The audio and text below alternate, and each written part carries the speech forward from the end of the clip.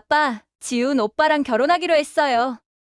그래. 하지만 아빠가 먼저 물어볼 게 있구나. 지훈군 회사가 잘 되고 있다고 했지. 네. 매출이 매년 30%씩 성장하고 있대요. IT 솔루션 회사라고 하던데요. 그러면 서울대 나왔다는 건 아빠가 그걸 어떻게 아셨어요? 정이나 아빠가 이제부터 하는 이야기 잘 들어주겠니? 무슨 일이신데요? 2달 전부터 아빠가 지훈군 회사에서 청소부로 일했단다. 농담하시는 거죠? 정말이야. 청소부가 되어 지훈군의 진짜 모습을 알게 되었단다. 아빠, 설마. 이제 아빠가 본 진실을 이야기해 줄게. 안녕하세요. 이번 사연은 67세 김형철 아버지의 사연입니다. 김형철 아버지의 사연을 들으시면서 따뜻한 위로와 격려, 그리고 따끔한 조언을 댓글에 남겨주시면 김형철 아버지께 큰 위안과 힘이 되니 많은 댓글 부탁드리겠습니다. 그럼 사연 바로 시작하겠습니다. 제가 처음 예비사위 지훈이를 만난 건 작년 겨울, 강남의 한 레스토랑이었습니다. 제 딸 정인이가 얼마나 설레는 마음으로 그 자리를 준비했는지 아버지인 저로서는 다 알 수 있었죠. 아빠, 지훈 오빠 정말 멋있는 사람이에요. 꼭 마음에 드실 거예요. 정인이의 그 반짝이는 눈빛을 보며 저도 모르게 기대가 되더군요. 하지만 그때는 몰랐습니다. 제 딸의 인생이 걸린 중대한 만남이 될 거라는 걸요. 첫 만남에서 지훈이는 겉보기에 깔끔하고 세련된 청년이었습니다. 검은색 정장에 말끔히 넘긴 머리, 그리고 자신감 넘치는 미소까지. 아버님, 제가 운영하는 회사가 비록 작지만 매년 30% 이상 성장하고 있습니다. IT 솔루션 분야에서는 나름 성공적인 길을 걷고 있다고 자부합니다. 그의 말투는 당당했고 이력도 그럴듯해 보였습니다. 정인이와 꼭 행복한 가정을 꾸리고 싶습니다. 아버님께서 허락해 주신다면 평생 정인이를 행복하게 해주겠습니다. 그런데 말이죠. 40년 넘게 사업을 해온 제 경험으로는 뭔가 석연치 않은 구석이 있었어요. 한 달 후 2번째 만남에서였습니다. 지난달에는 회사 매출이 50억이라더니 이번에는 70억이라고? 제가 조심스레 물어보자 지훈이는 잠시 당황하는 기색을 보이더니 아, 새로운 프로젝트 계약이 성사되어서 그렇습니다. 라며 얼버무리더군요. 그 순간부터 제 마음속에는 작은 의심의 씨앗이 자라기 시작했습니다. 밤마다 잠을 이루지 못했어요. 내 딸의 앞날인데 확실히 알아봐야 하지 않을까? 고민 끝에 아내에게 제 계획을 털어놨죠. 여보, 내가 미쳤다고 생각하겠지만 지훈이 회사 청소부로 들어가서 직접 봐야겠어. 아내는 경악을 금치 못했습니다. 당신 정말 미쳤어요? 지금 나이에 무슨 청소부를 한다고요? 그러다 만약 들키기라도 하면 어쩌려고 그래요? 정인이가 알면 얼마나 상처받겠어요. 당장 그 생각 버리세요. 하지만 저는 제 직감을 무시할 수 없었습니다. 여보, 난 우리 딸의 앞날이 걱정돼요. 2개월만 눈 감아줘요. 내가 꼭 확인해봐야 해요. 면접 날, 저는 낡은 점퍼에 오래된 운동화를 신고 지훈이의 회사를 찾았습니다. 화려한 외관과는 달리 회사 내부는 묘하게 을씨년스러웠어요. 인사팀장이라는 민수 씨가 제 이력서를 훑어보더니 의아한 듯 물었습니다. 연세가 있으신데 청소 일을 해보신 적은 있으신가요? 떨리는 마음을 진정시키며 대답했죠. 청소 경력은 없지만 성실하게 하겠습니다. 제 나이에 일자리 구하기가 쉽지 않아서요. 안쓰러운 눈빛으로 저를 바라보던 민수 씨는 잠시 고민하더니 내일부터 출근하세요. 월급은 최저시급으로 하고요. 라고 말했습니다. 첫 출근 날 아침, 거울 속의 제 모습은 완벽한 청소부였습니다. 머리는 반백이 되도록 염색하고 약간 구부정한 자세로 걸음걸이까지 연습했죠. 출근길, 가슴이 마구 뛰었어요. 들키면 어쩌지? 딸이 알면 얼마나 실망할까? 내가 너무 극단적인 선택을 한 걸까? 이런 생각들로 머릿속이 복잡했지만 이미 시작한 일 끝까지 가보기로 했습니다. 사무실을 쓸고 닦으며 여기저기를 돌아다니는데 직원들이 수군거리는 소리가 들렸습니다. 저 할아버지, 정말 안쓰럽다. 저 나이에 청소라니. 자식들은 뭐 하고 있는 거야? 평생 남부럽지 않게 살아온 제가 이런 동정의 대상이 되다니 씁쓸하면서도 우스웠습니다. 하지만 이런 감정쯤이야 우리 딸의 행복을 위해서라면 얼마든지 감내할 수 있었죠. 지훈이와 처음 마주친 건 3층 화장실 앞이었습니다. 야! 이런 식으로 일 처리하지 말라고 했지! 다시 해와! 이딴 식이면 너희 팀 전체 다 잘라버릴 거야! 직원에게 고함을 지르는 그의 모습은 제가 알던 그 점잖은 예비 사위가 아니었어요. 청소도구에 가려 다행히 저를 알아보지 못했지만 심장이 터질 듯이 뛰었답니다. 그렇게 첫날이 지나고 회사의 실체가 하나둘 드러나기 시작했어요. 아침부터 저녁까지 무거운 침묵이 감돌았고 직원들의 표정은 하나같이 굳어 있었죠. 휴게실에서 커피를 마시며 한 직원과 대화를 나눴습니다. 이 회사는 분위기가 좀 무거운가 봐요. 제 물음에 그 직원은 한숨을 깊게 내쉬더군요. 어르신, 이 회사요. 겉으로만 멀쩡해 보이는 거예요. 3개월 전부터 월급도 밀리고 있어요. 그런데 사장님은 새 차를 또 뽑았더라고요. 그 말을 듣는 순간 등줄기가 서늘해졌습니다. 퇴근길, 제 발걸음은 무거웠습니다. 오늘 하루 동안 본 지훈이의 모습은 제가 알던 그 사람이 아니었어요. 겉으로는 화려해 보이는 허상들 뿐이었죠. 이제 겨우 시작이지만 반드시 진실을 파헤쳐야겠다는 결심이 더욱 단단해졌습니다. 정인아, 아빠가 널 지켜줄게. 밤하늘을 보며 마음속으로 다짐했습니다. 이제부터가 진짜 시작이었죠.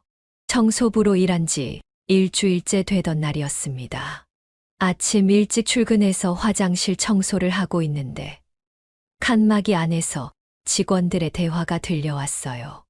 이번 달도 월급이 안 들어왔어. 애들 학원비는 어떡하지? 와이프한테 또 거짓말하기도 미안하고. 나도 그래. 어제는 집주인이 찾아와서 릴린 월세 독촉하더라고. 사장님은 매일 외제차 타고 다니면서 우리 월급은 3개월째 밀리고 있잖아. 한숨 섞인 대화를 듣고 있자니 마음이 무거워지더군요. 그러다 문득 제 귀를 의심하게 만드는 대화가 이어졌습니다. 너도 들었어? 사장님 얼마 전에 강남에 오피스텔도 현금으로 샀다던데? 에이, 설마 우리 월급도 못 주면서. 아니, 진짜야. 유진 비서가 자랑하던데? 10억이 넘는데. 직원들의 한숨 소리가 화장실을 가득 메웠죠. 우리 피 같은 월급으로 저런 거 사는 거구나. 지훈이의 본 모습은 날이 갈수록 더욱 적나라하게 드러났습니다. 어느 날은 회의실 앞을 지나가는데 갑자기 쾅 하는 소리와 함께 고성이 들려왔어요.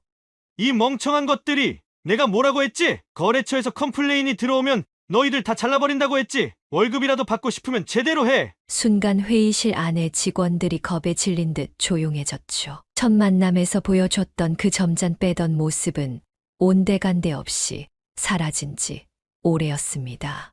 3층 회계팀 앞을 청소하던 어느 날이었어요.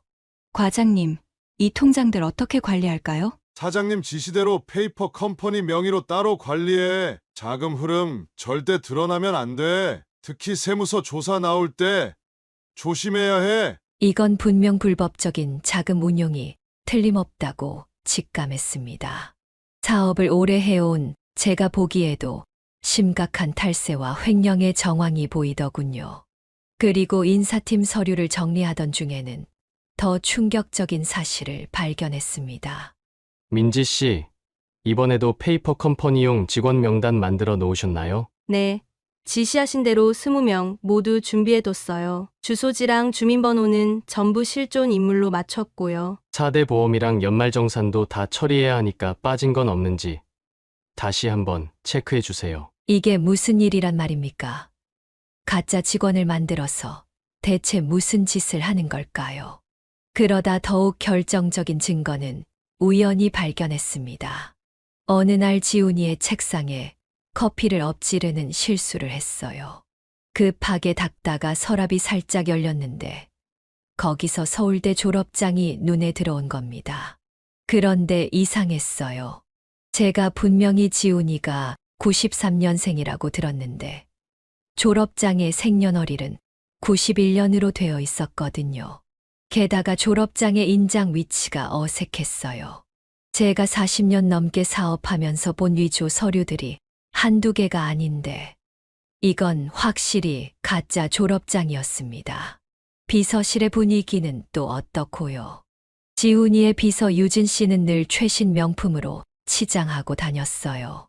직원들 월급도 제대로 못 주는 회사에서 루이비통 가방에 구찌 신발을 신고 다니는 게 수상했죠. 유진 씨는 월급을 제때 받나 봐요. 한 직원이 물었더니 다들 빈정거리며 웃더군요. 사장님이 특별 관리하는 직원이잖아. 퇴근도 늘 같이 하시고 지난번엔 강남에서 둘이 팔짱 끼고 가는 거 봤다니까.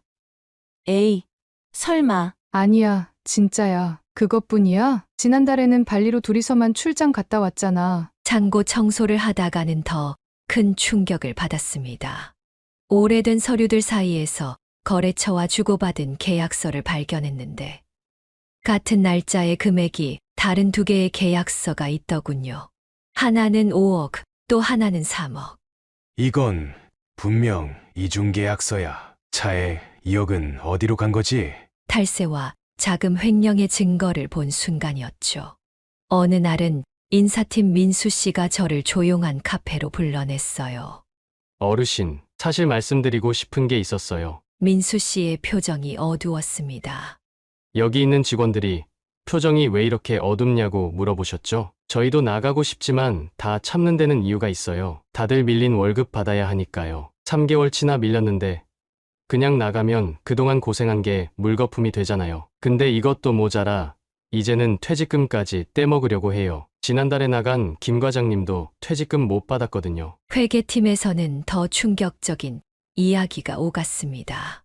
이번에도 허위 매출 넣으라고 하시네요. 계약이 실제로는 30억인데 장부상으로는 50억으로 해놓으래요. 맨날 실적 부풀리기야. 이러다 걸리면 어쩌려고. 난 연루되기 싫은데.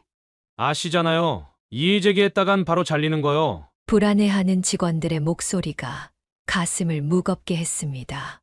그러던 중 회사 직원들이 저를 저녁 회식 자리에 초대를 해줘서 같이 식사를 하는 자리였어요. 거기서 한 직원이 술기운에 지훈이 과거에 대한 이야기를 털어놓더군요. 예전에 부산에서도 회사 하나 말아먹었다던데. 그 얘기는 하지 말라니까. 투자자들 돈 50억 들고 튀었다가 겨우 봉합한 거라며. 그래서 급하게 서울로 도망쳐 온 거라고. 이 이야기를 듣는 순간 온몸에 전율이 흘렀습니다. 한 달 동안 본 지훈이는 완벽한 사기꾼이었어요. 겉으로는 화려해 보이는 회사도 성공한 청년 사업가의 모습도 모두 가짜였습니다. 직원들의 피 같은 월급은 체불하면서 자기만 호의호식하는 파렴치한 인간이었죠. 제 딸의 앞날을 이런 사람한테 맡길 순 없었어요. 증거를 더 모아야 해. 아직은 때가 아니야. 매일 밤 이를 갈며 다짐했습니다. 우리 딸의 인생이 걸린 일이니 끝까지 파헤쳐야만 했습니다. 진실을 파헤치기 위해서는 더 깊은 조사가 필요했습니다. 청소부라는 신분은 오히려 제게 완벽한 위장이 되어 주었어요. 반장님, 제가 밤에도 남아서 회사 청소하면 안 될까요? 낮에는 손님들 때문에 제대로 청소를 못 하잖아요. 책상 밑이나 구석구석이 신경 쓰여서요. 제 진심 어린 말에 경비 아저씨도 회사도 흔쾌히 허락해 주었습니다. 아이고, 요즘 같은 세상에 이렇게 성실한 분이 어디 있어요. 열쇠 맡겨드릴 테니 알아서 하세요. 그렇게 저의 은밀한 야근 조사가 시작됐죠. 야근을 시작한 첫날, 온몸이 떨렸습니다. 사무실에 혼자 남아 회계팀 서랍을 열었는데 놀라운 발견을 하게 됐어요. 회계 장부가 2개잖아. 하나는 세무서에 제출하는 공식 장부, 또 하나는 실제 거래 내역이 담긴 비밀 장부였어요. 장부를 자세히 들여다보니 금액 차이가 무려 수십억이나 나더라고요. 특히 지난 분기 실적을 보면 공식 장부상으로는 매출이 20억인데 실제로는 45억이 넘었더군요. 이렇게 차이가 나는 돈은 도대체 어디로 간 거지? 여기저기 흩어져 있는 장부들을 하나하나 사진으로 찍어가며 증거를 모았습니다. 인사팀 서류를 뒤지다가 가족관계 관련 서류를 발견했어요. 지훈이가 우리 딸에게 했던 말들이 모조리 거짓이었습니다. 아버님이 대기업 임원 출신이시라고 했는데 전부 거짓말이더라고요. 알고 보니 작은 포장마차를 하시다가 돌아가셨대요. 어머님도 재혼하셔서 연락 끊긴 지 오래됐다고. 인사팀 직원이 했던 말들이 머리에 맴돌면서 어지러웠습니다. 딸에게 한 말 중에 진실이 단 하나도 없었던 거예요. 여기서 끝이 아니었어요. 개인 신용도는 더욱 충격적이었습니다. 법원 채권압류 통지서에는 지훈이 이름으로 된 대출이 10억이 넘었어요. 카드빚도 수천만 원이었죠. 우리 사장님 이자도 못 갚아서 신용불량자 직전이래요. 그래서 모든 대출을 직원들 명의로 돌리고 있다면서요? 어떤 직원은 자기도 모르는 사이에 대출이 나갔다던데요. 도장을 위조한 거겠죠? 서류들을 확인하면서 회계팀 직원들의 대화가 생각이 났습니다. 직원들의 이야기가 다 맞는 건 아니지만 조사를 할수록 의심스러운 부분이 한두 개가 아니었어요. 그렇게 회사 내부의 자료들을 모으고 청소부라는 신분을 이용해 지훈이 회사 근처에 있는 거래처도 찾아가 봤어요. 청소 도구를 들고 가니 아무도 의심하지 않더군요. 그 사기꾼 말씀하시는 거예요? 저희도 피해자예요. 계약금 5천만 원 받아놓고 물건은 안 주고 연락도 안 되고 법적 대응하려고 해도 회사 명의가 다 바지 사장으로 되어 있어서 손도 못 대고 있어요. 이런 이야기는 한두 군데가 아니었습니다. 찾아간 거래처마다 비슷한 이야기가 쏟아져 나왔어요. 그리고 회사 여직원들 사이에서 흘러나온 지훈이의 전 여자친구 이야기는 더 충격적이었죠. 작년에는 전 여자친구한테 결혼하자고 해놓고 신혼집 보증금 명목으로 2억 받아서 쓰고 잠적했다면서요? 그것뿐인 줄 아세요? 같은 시기에 3명이랑 동시에 교제했다는 소문도 있어요. 지금 유진 비서랑도 그렇고 둘이 몰래 해외여행도 다녀왔대요. 직원들의 수군거림이 이어졌습니다. 얼마 전에는 호텔에서 둘이 팔짱 끼고 다니는 걸 봤다는 사람도 있어요. 약혼할 사람이 있으면서도. 지훈이의 뒷조사를 계속할수록 이게 정말인가 싶을 정도로 믿기지 않는 상황들의 연속이었어요. 학력도 경력도 모조리 위조된 거였죠. 서울대가 아닌 전문대 2년제 중퇴, 대기업 근무 경력도 전부 허위, 심지어 수상 경력까지 전부 가짜였습니다. 이런 사기꾼에게 우리 딸을 절대 보낼 수 없어. 가슴이 미어지는 것 같았어요.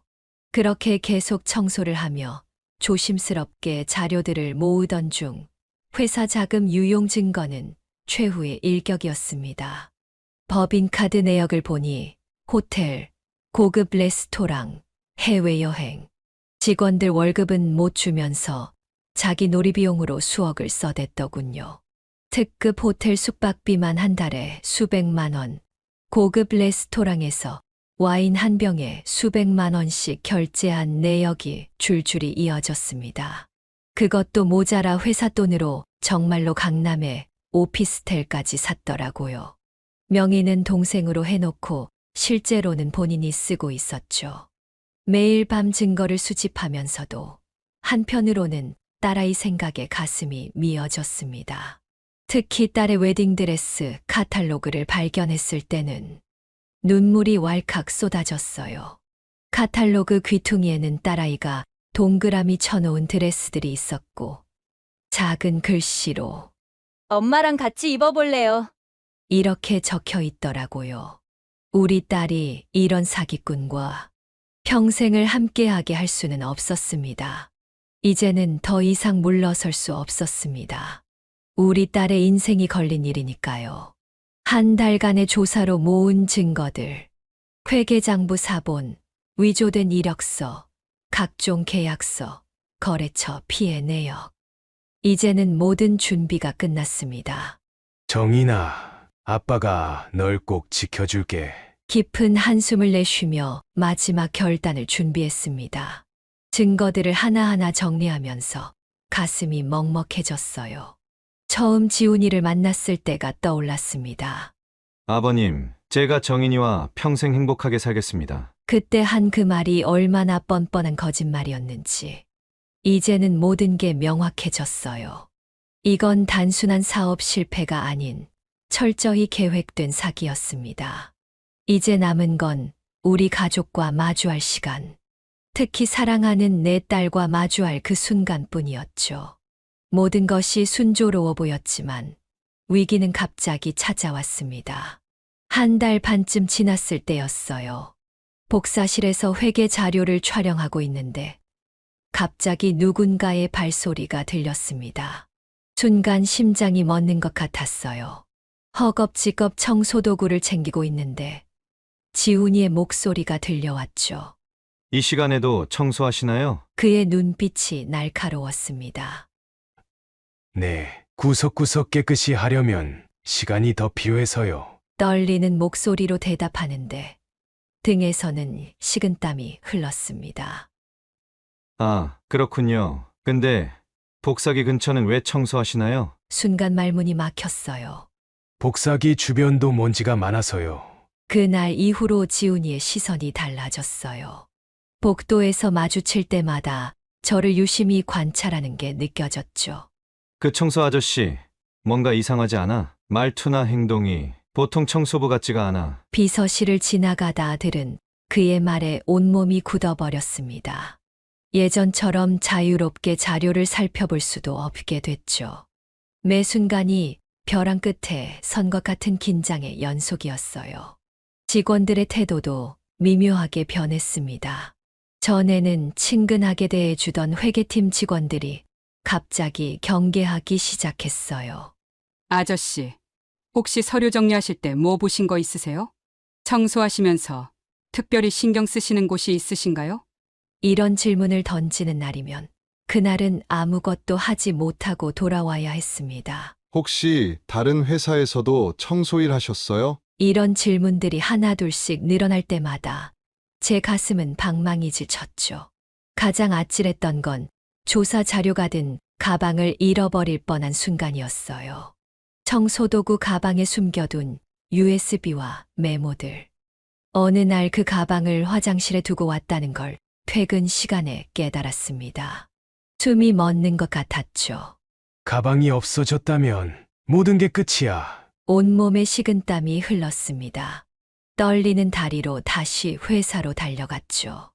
다행히 가방은 그대로 있었지만 누군가 뒤진 흔적이 있는 것 같아 가슴이 철렁했어요. 그날 이후로는 늘 가방을 몸에 붙여 다녔습니다. 하지만 진짜 위기는 따로 있었습니다. 어느 날 점심시간 복도를 청소하고 있는데 딸의 목소리가 들린 거예요. 오빠, 오늘은 제가 점심 사러 왔어요. 일하는 모습도 보고 싶고. 순간 머리가 하얘졌습니다. 재빨리 청소도구를 끌고 계단으로 도망치듯 빠져나왔죠. 딸이 저를 알아보면 모든 게 수포가 될 터. 그날은 화장실에 숨어 점심시간을 보냈습니다. 딸의 웃음소리가 복도에서 들려올 때마다 가슴이 미어졌어요.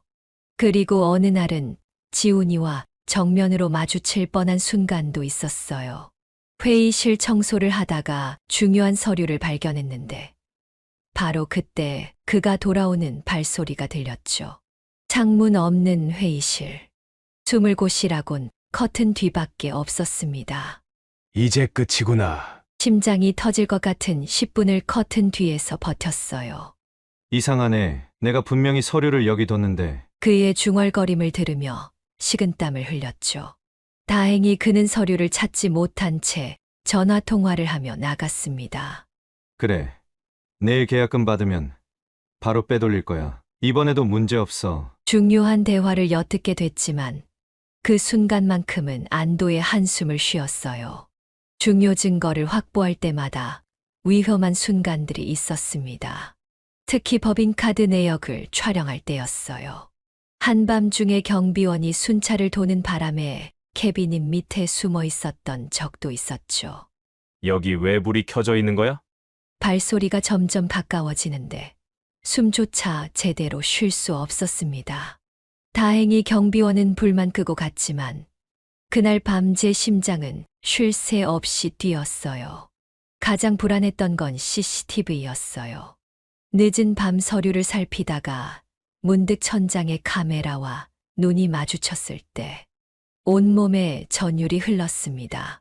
이걸 어떻게 피해야 하나. 며칠 동안 잠도 제대로 못 잤어요. 결국 청소도구로 카메라 각도를 살짝 틀어놓는 방법을 써야 했죠.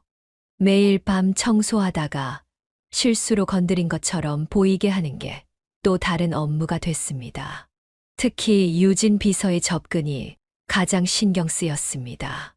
어느 날부터인가 저를 유심히 관찰하더니 이것저것 캐물어 보기 시작했어요. 아저씨, 혹시 어디 사세요? 자제분들은 뭐 하시나요? 평범한 대화 같지만 그녀의 눈빛에서 의심이 느껴졌습니다. 아내가 많이 아파서 병원비 때문에 이 나이에도 일한다는 거짓말로 둘러댔지만 그 후로 비서의 시선이 늘 따갑게 느껴졌습니다. 이런 압박과 불안감들이 계속되면서 스트레스가 극에 달했습니다. 밤마다 악몽에 시달렸어요. 꿈에서는 제가 정체가 탄로나서 딸 앞에서 망신당하는 장면이 반복됐죠. 하루하루가 살얼음판을 걷는 것 같았습니다. 청소하는 척하면서 증거를 모으고 구석구석을 닦는다는 핑계로 서류를 살피고 들키지 않기 위해 매일 똑같은 루틴을 반복했죠.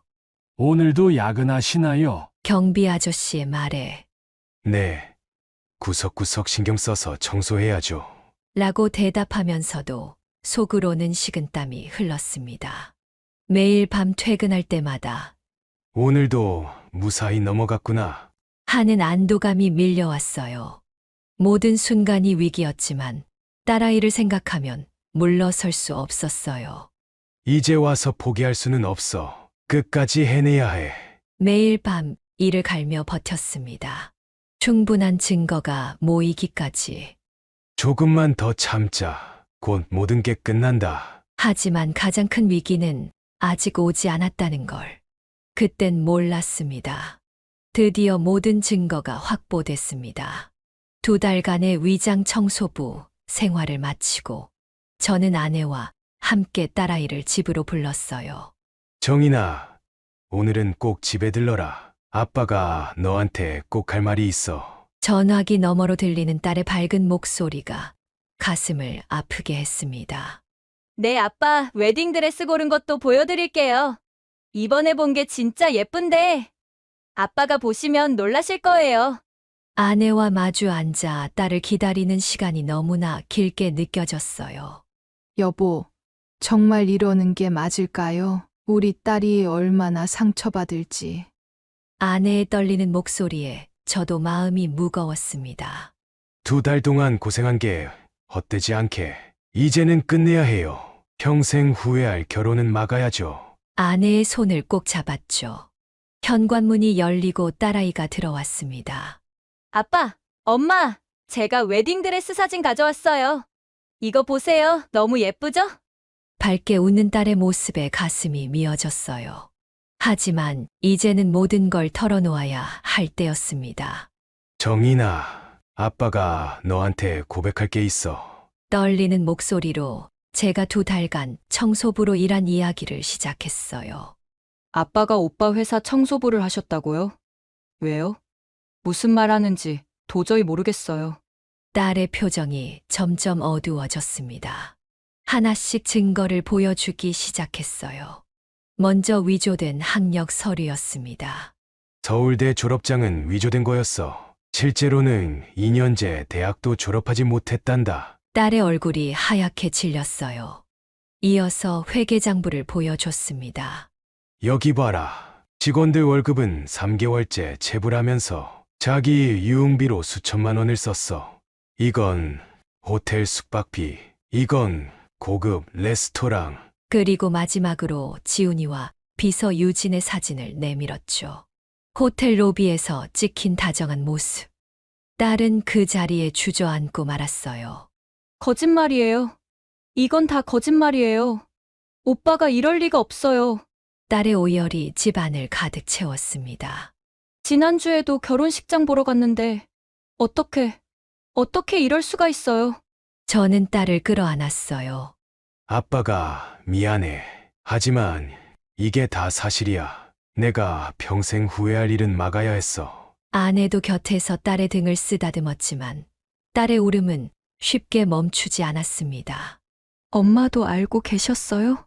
딸의 눈물 섞인 목소리에 아내도 눈물을 보였죠. 정인아, 엄마도 처음엔 아빠가 너무하다고 생각했어. 하지만 이건 다 널 위해서란다. 그날 저녁 우리는 지훈이를 집으로 불렀습니다. 현관문이 열리고 들어선 그의 표정이 순간 굳어졌어요. 장인어른, 저 왔습니다. 거실에 들어서던 그의 말이 뚝 끊겼습니다. 탁자 위에 놓인 증거 자료들과 월급 봉투에 든 청소부 월급을 보는 순간 그의 얼굴이 하얗게 변했어요. 지훈군, 이제 모든 걸 알았으니 우리 딸에게서 떨어져 주게. 제 목소리는 단호했습니다. 하지만 지훈은 갑자기 큰 소리로 헛소리를 하기 시작했어요.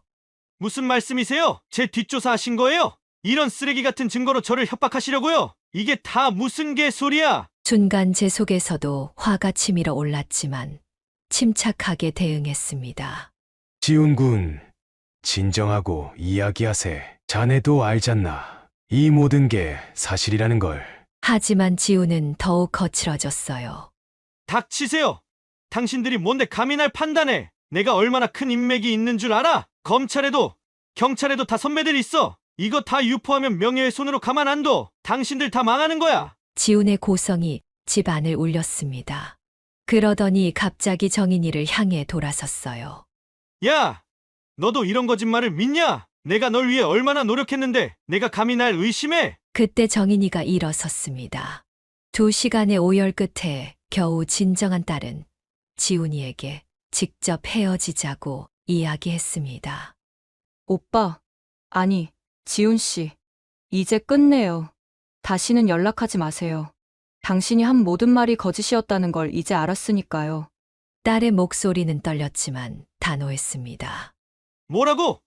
네가 감히 나한테 헤어지자고 해. 지훈이가 정인이를 향해 손찌검하려는 순간 제가 그의 팔을 잡았습니다. 자네가 쓸 수 있는 마지막 기회는 조용히 나가는 거야. 더 이상은 참지 않겠네.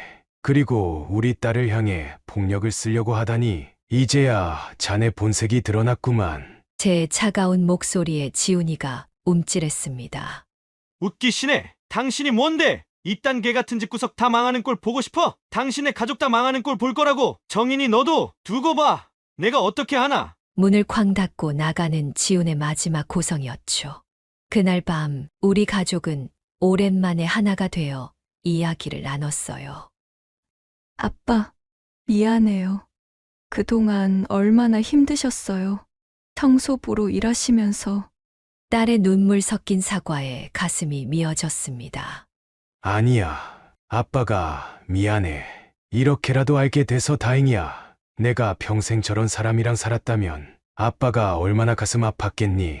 아내는 묵묵히 우리 부녀를 바라보며 눈물을 훔쳤죠.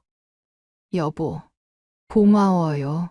당신 아니었으면 우리 딸 인생 정말 큰일 날 뻔했어요. 힘들었던 2달이 끝나고 이제는 딸의 상처를 치유해 줄 차례였어요. 정인아, 이제 다 잘 될 거야. 아빠가 있잖니. 딸의 어깨를 감싸 안으며 긴 한숨을 내쉬었습니다. 끝나지 않을 것 같던 악몽이 마침내 점점 끝나가고 있었죠. 그날 이후 우리 가족은 천천히 하지만 꾸준히 회복의 시간을 가졌습니다. 처음 일주일은 정말 힘들었어요. 정인이는 거의 밥도 못 먹고 방에만 틀어박혀 있었죠. 밤마다 훌쩍이는 소리가 들려올 때면 아내와 저는 딸의 방문 앞에서 발만 동동 굴러야 했습니다.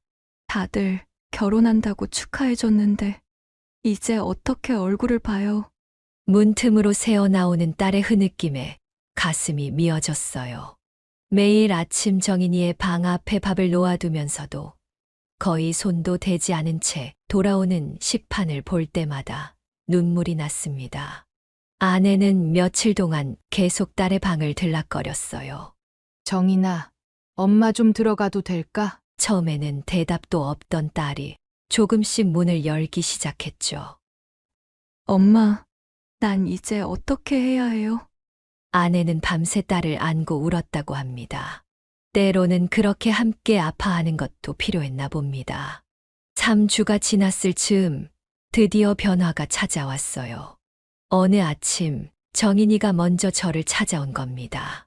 조심스레 제 서재 문을 두드리더니 아빠, 시간 있으세요? 그 한마디에 저는 하던 일을 모두 멈췄죠.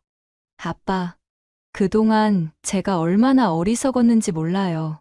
아빠가 청소부로 일하면서까지 절 지켜주셨는데 전 오빠만 믿었어요. 심지어 아빠를 의심하기까지 했잖아요. 딸의 눈에서 눈물이 주르륵 흘러내렸습니다. 저는 딸을 꼭 안아주었어요. 괜찮아. 우리 딸 잘못 아니야. 앞으로 더 좋은 날들만 있을 거야. 아내도 많이 달라졌어요. 예전에는 제 판단을 의심하고 반대했지만 이제는 제 든든한 지원군이 되었죠. 여보, 정말 대단해요. 우리 딸의 진정한 영웅이에요. 매일 아침 아내가 준비해주는 따뜻한 커피 한 잔에는 이제 감사와 신뢰가 가득 담겨 있었습니다. 그리고 생각지도 못한 변화도 있었어요. 정인이가 심리 상담을 받기 시작한 거죠.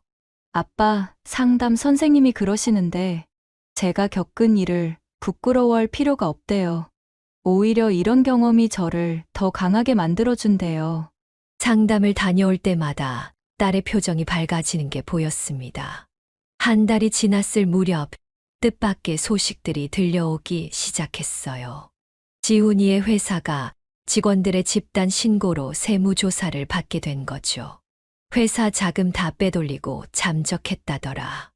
이런 소식이 들려올 때마다 가슴을 쓸어내렸습니다. 더 놀라운 일은 따로 있었어요. 어느 날 저녁 갑자기 초인종이 울렸는데 지훈이 회사 직원들이 찾아온 겁니다. 10명 정도 되는 직원들이 꽃다발을 들고 서 있었어요. 아저씨, 아니, 어르신, 그동안 청소하시면서 저희 많이 챙겨주시고 걱정해주셔서 감사합니다. 회계팀 직원이 떨리는 목소리로 말을 꺼냈습니다. 덕분에 저희도 용기를 냈어요. 이제 밀린 임금도 받을 수 있게 됐고 새로운 회사로 인수도 진행된대요. 정인이도 그 자리에 있었는데 직원들의 이야기를 들으며 놀란 표정을 지었어요. 밥 못 먹고 일하고 있으면 도시락도 사다 주시고 저희가 힘들다고 푸념 섞인 이야기하면 항상 좋은 말씀해 주셔서 감사했습니다. 직원들의 이야기를 들으며 딸의 눈시울이 붉어졌습니다. 그제서야 딸은 제가 얼마나 진심을 다해 그들의 아픔을 함께 했는지 알게 된 것 같았어요.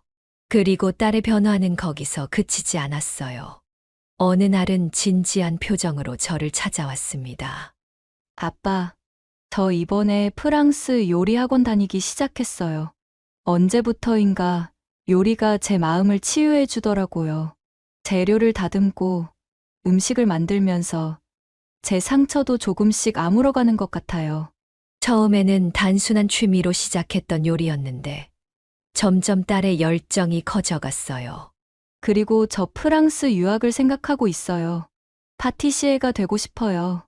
망설이며 꺼낸 딸의 말에 저는 흔쾌히 동의했죠. 그래, 가고 싶은 곳으로 가거라. 이번에는 아빠가 내 꿈을 응원해 줄게. 주말이면 정인이가 만든 디저트로 식탁이 가득 채워지기 시작했어요. 이건 제가 처음 만든 에클레어예요. 아직 서툴지만 어때요? 괜찮죠? 서툴다고 말하는 딸의 손끝에서 나오는 음식들은 하나같이 정성이 가득했죠. 우리 딸, 이제 보니 이런 재능이 있었구나. 딸의 눈빛이 반짝였습니다. 가족 여행도 다녀왔어요. 제주도로 훌쩍 떠난 3일은 우리 가족에게 특별한 선물이 되었죠. 한라산 중턱에서 찍은 가족 사진을 보며 정인이가 말했어요. 엄마, 아빠, 이제야 알겠어요. 진정한 사랑이 뭔지. 화려한 말이나 겉모습이 아니라 아빠처럼 묵묵히 지켜봐주고 희생할 수 있는 마음. 그게 진짜 사랑이더라고요. 그 말을 들으며 아내와 눈빛을 교환했습니다. 우리 딸이 드디어 진정한 어른이 된 것 같아 뿌듯했어요. 정인아, 내가 그렇게 생각해주니 아빠가 정말 고맙구나. 앞으로도 우리 딸 곁에서 든든한 버팀목이 되어줄게. 정인이는 새로 배운 디저트로 즐겁게 해주고 아내는 그 어느 때보다 밝은 웃음을 되찾았죠. 저는 그저 이들을 바라보는 것만으로도 행복합니다. 아빠, 그때 제가 결혼했으면 어쩔 뻔했어요?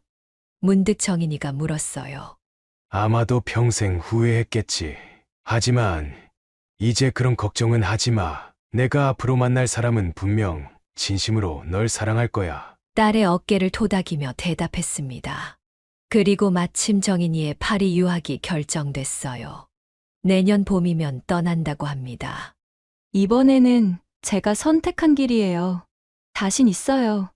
유학원 상담을 다녀온 날, 딸의 표정은 그 어느 때보다 밝았습니다. 그래, 이번에는 아빠도 내 선택을 믿는다. 그리고 얼마 전에는 정인이가 작은 카페에서 디저트 팝업 스토어를 열었어요.